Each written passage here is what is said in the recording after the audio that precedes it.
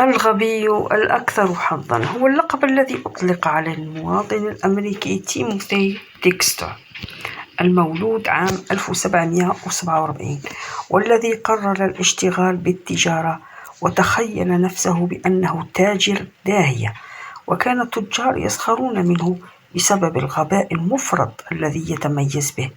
وإليكم قصته المثيرة للدهشة. السلام عليكم ورحمة الله وبركاته.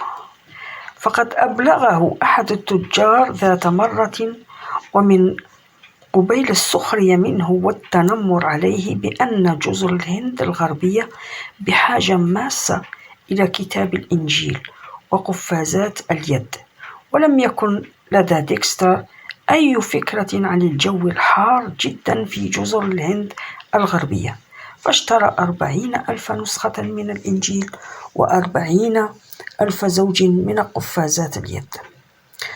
وبفضل الحظ الذي لا يصدقه العقل، تصادف مع وصول شحنات ديكستر بروز حركة دينية في جزر الهند الغربية، فتم بيع جميع النسخ وبربح كلي مقداره 100%.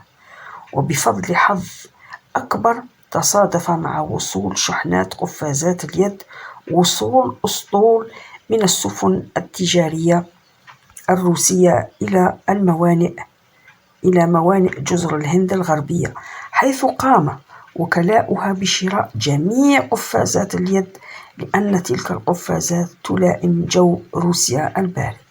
وقد دفعت غيرة التجار من حظ ديكستر السعيد إلى قيامهم بتحفيزه على استثمار كل أمواله في شحن الفحم إلى نيوكاسل في إنجلترا، إذ لم يكن ديكستر يعلم بأن نيوكاسل كانت مركز صناعة الفحم الحجري هناك.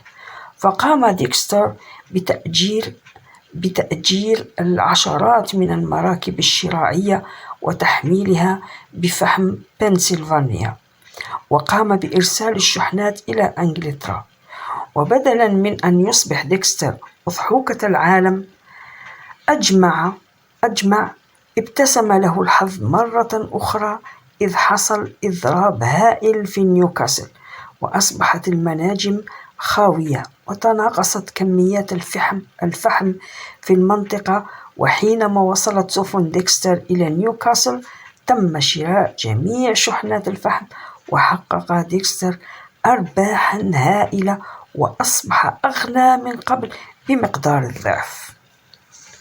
أرجو أن تكون أعجبتكم القصة وإنها حقيقية، والسلام عليكم ورحمة الله.